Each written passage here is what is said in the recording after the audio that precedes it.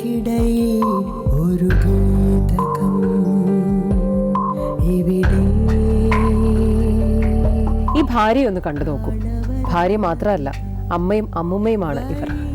പ്രായത്തിന്റെ പരിമിതികളെ അതിജീവിച്ച് ഇവരുടെ മനസ്സിൽ നിറഞ്ഞു നിൽക്കുന്ന പ്രണയത്തിന് കാരണമെന്താകാം? കാണാം നമുക്ക് ഉഷയുടെ. രാജു പറയുന്നതെല്ലാം നമ്മൾ കേട്ടു. രാജു പറഞ്ഞത് കേട്ടത് രാജു ഒരു വശത്ത് യാതൊരു തെറ്റുള്ളതായിട്ട് എനിക്ക് തോന്നുന്നില്ല. എന്നാലും രാജുവിൻ്റെ ഭാര്യയായ ഉഷ അവരൊരു സ്ത്രീയാണ്. അവർ എന്താണ് ഇങ്ങനെയൊക്കെ ചെയ്യാൻ കാരണം, അല്ലെങ്കിൽ ഇതൊക്കെ സത്യമാണോ അല്ലെങ്കിൽ എനിക്ക് തോന്നുന്നതാണോ എല്ലാം നമുക്കൊന്ന് മനസ്സിലാക്കണമല്ലോ. ഉഷയെ വിളിക്കാം.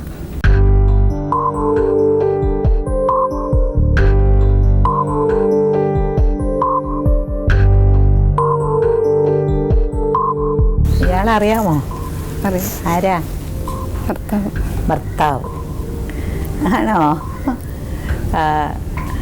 പിന്നെ എന്താ നിങ്ങൾ അയാളുടെ കൂടെ താമസിക്കാത്തത്? അയാൾ നിങ്ങളെ കാണാനില്ല എന്ന് പറഞ്ഞിട്ട് ഇവിടെ പോലീസിൽ വരയ്ക്കാൻ കംപ്ലൈന്റ് കൊടുത്ത് എല്ലാം ഓടി നടക്കുന്നുണ്ട്. കംപ്ലൈന്റ് കൊടുത്ത് വിളിപ്പിച്ച് പോവുകയും ചെയ്തല്ലേ ഞങ്ങൾ. ഇരേപുരം സ്റ്റേഷനിൽ കംപ്ലൈന്റ് കൊടുത്തു. എന്താ നിങ്ങൾ എന്തെങ്കിലും ഒരു കാരണം കാണല്ലോ. നമ്മുടെ ആരെയും കുറ്റം പറയാനൊക്കത്തില്ല. ഉഷയ്ക്ക് എന്താ പ്രശ്നം? എനിക്ക് മാനസികമായിട്ട് എനിക്ക് അയാളോട്ട് താല്പര്യപ്പെട്ടു പോകാൻ എനിക്ക് മനസ്സില്ല. 25 കൊല്ലം ജീവിച്ചില്ലേ? എല്ലാം ചെയ്യും. എന്തിനാ അടിക്കുന്നത്? നിസ്സാര പ്രശ്നം മതി, ശകല പ്രശ്നം. ഒരേ ഒരു ഉദാഹരണം പറയൂ. ഉദാഹരണം എന്തെങ്കിലും കാര്യങ്ങൾ വീട്ടിൽ എന്തെങ്കിലും ഉപകരണങ്ങൾ ഇല്ലാതായാലും അല്ലാതായാലും എന്തെങ്കിലും ഒരു പ്രശ്നങ്ങൾ കൊണ്ടും ഞാൻ ശരിക്കടിയുണ്ട്. ഇപ്പം 10 വർഷം കൊണ്ട് ഈ പ്രശ്നം ഞങ്ങൾ മറ്റുള്ള ഒരു ദുഷ്ടതയോട് ഞാൻ കടന്നിരിക്കുകയാണ്. ആ 10 വർഷം കൊണ്ട് അതിലേറെ ഉപദ്രവം ഞാൻ സഹിക്കുന്നുണ്ട്. അല്ലാതെ കല്യാണം കഴിച്ച ഇടയോട്ടെ എന്നെ അടിക്കും. ആണോ രാജു? ഞാൻ പറയില്ലേ, നേരത്തെ ഒരു വാക്ക് പറയില്ലേ, അങ്ങനെ നമ്മൾ കളിയുടെ ഇതിൽ നമുക്ക് അടിയുള്ളൂ. പിന്നെ അങ്ങനെ പറഞ്ഞുകൊണ്ടിരിക്കുമ്പോൾ നമുക്ക് പിടിക്കാത്ത കാര്യം പറയുമ്പോൾ ഒരടി കൊടുക്കും. അപ്പോഴേ ഞങ്ങൾ സ്നേഹിക്കുകയും ചെയ്യും. ആ സമയം അതെന്തിനാ പെണ്ണുകൾ അടിക്കുന്നത്? ചിലപ്പോൾ തിരിച്ചടിക്കാമല്ലോ. നിങ്ങൾ അങ്ങനെ അടിക്കാൻ പാടില്ല. ഏതാണോ അടിക്കാൻ പാടില്ല പെണ്ണുങ്ങളെ? ഒരാണാണ് ഞാൻ വലിയവനാണെന്ന് കാണിക്കാനുള്ള അടി നടക്കില്ല, ഇനി നടക്കില്ല, നടക്കാൻ പാടില്ല. ഒരടിയും രണ്ടടിയും ഒന്നും അല്ല അയാൾ ചവിട്ടത്തേക്ക് അയാൾ ഏത് രീതിയും ചെയ്യും. ഒരടിയും രണ്ടടിയും ഒന്നും അല്ല അയാൾ അടിക്കുന്നത്. അതൊക്കെ ഒന്ന് കല്യാണം കഴിച്ചിട്ട് ചെലവിനൊക്കെ കാശ് കൊടുക്കോ? ചെലവിന് ജോലിക്ക് പോയാൽ തരും, ഇല്ലെങ്കിൽ എത്ര കാലം പോയാലും വീട്ടിലിരിക്കും. കല്യാണം കഴിച്ചതാണ്. അത് ഞങ്ങളോട് പറഞ്ഞില്ലല്ലോ.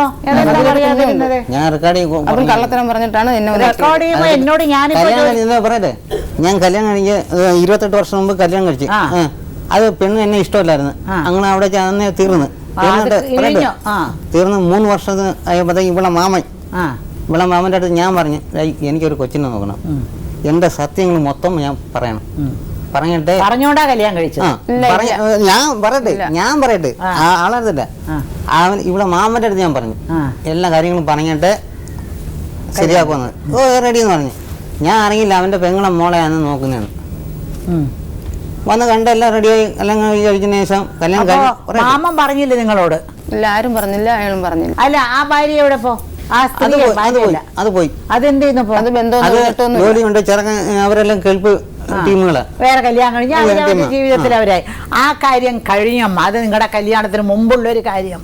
അത് നിങ്ങളുടെ മാമനോട് പറഞ്ഞു കഴിഞ്ഞു. അക്കാര്യത്തിനെ പറ്റി വിടൂ. ആദ്യവിവാഹം ഒഴിഞ്ഞോ? കഴിഞ്ഞു എന്നുള്ളത് എപ്പോഴാണ്? അന്ന് രാത്രി എന്റെ അടുത്ത് പറഞ്ഞു കല്യാണം കല്യാണം കഴിഞ്ഞ രാത്രി തന്നെ പറഞ്ഞു. ഒന്നും മിണ്ടാതിരിക്കണം. പിന്നെ 2 ദിവസം കഴിഞ്ഞു കുഞ്ഞിനെ എടുത്തോണ്ട് വന്നു.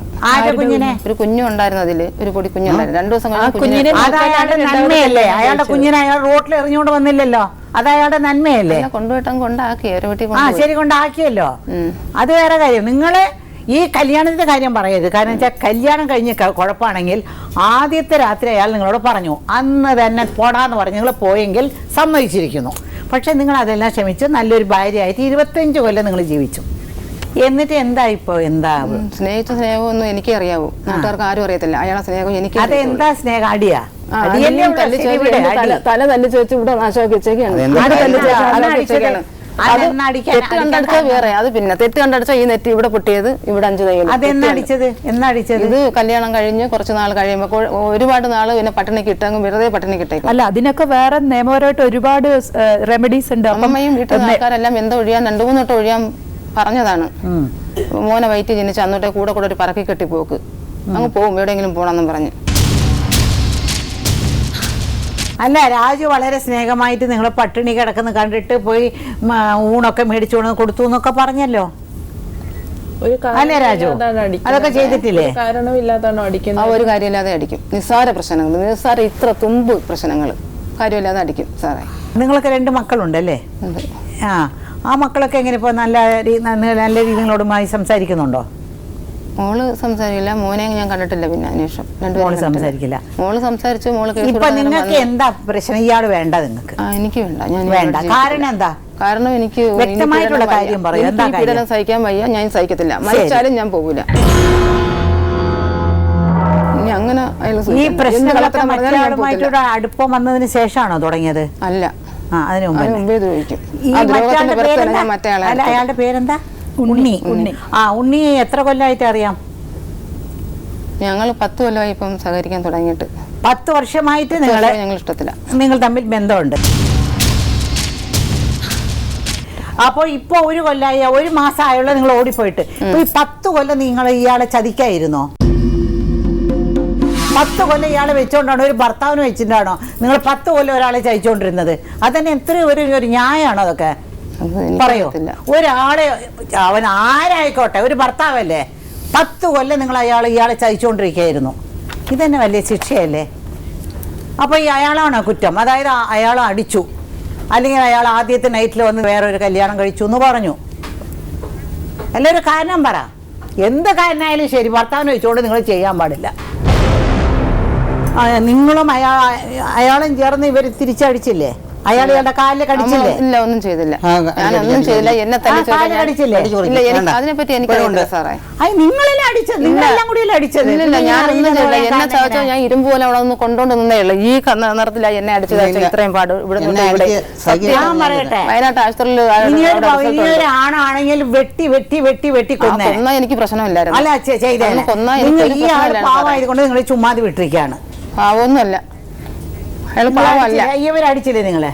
ഞാൻ അടിച്ചിട്ടില്ല. ഞാൻ അടിച്ച് അവരടിച്ചു. എന്റെ 2 മക്കളാണ് സത്യം. ഞാൻ ചെയ്തിട്ടില്ല സാറേ. മക്കളാണ് സത്യം. ഞാൻ ചെയ്തിട്ടില്ല. അയാളെ ഞാൻ അടിച്ചിട്ടില്ല. മറ്റേ രക്ഷപ്പെട്ട് വിട്ട്. അല്ല, നിങ്ങൾ ഇപ്പൊ പറഞ്ഞതാ 10 കൊല്ലമായിട്ട് ബന്ധമുണ്ടെന്ന് പറഞ്ഞല്ലേ? ഇങ്ങനെ ബന്ധം നടത്താനോ? എന്റെ മനസ്സിൽ എനിക്ക് അങ്ങനെ തോന്നി. തെറ്റല്ലേ ഇതൊക്കെ? തെറ്റായിട്ട് എന്റെ മനസ്സിൽ തോന്നി. 10 കൊല്ലത്തിന് മുമ്പേ നിങ്ങൾ ഇയാൾ ഉപേക്ഷിച്ചിട്ട് എനിക്ക് ഡൈവോഴ്സ് ഉപേക്ഷിച്ച് പോയെങ്കിൽ നിങ്ങളൊരു നല്ല ആളാണ്.